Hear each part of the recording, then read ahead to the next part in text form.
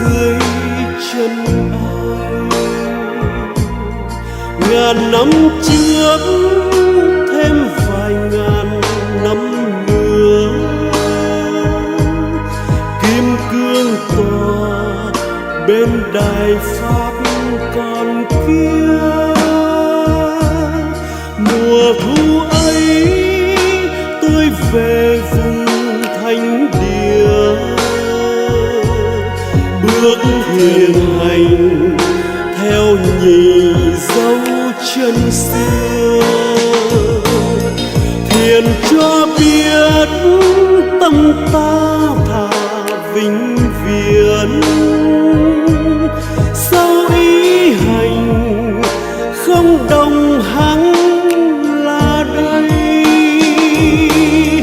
Lâm Bì Ni bia đá còn ghi,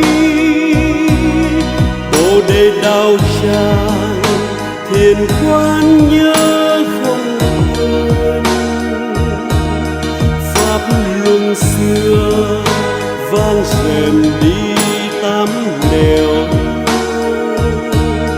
câu si na gà một lần tiếng ngơi đi.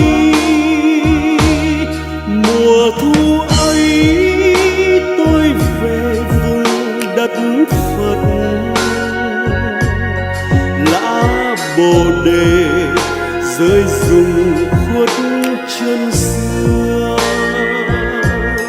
Pháp vô vi chân như hằng bất tư,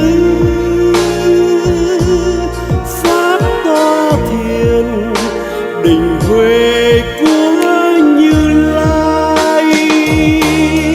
Pháp vô vi chân như hằng bất tư,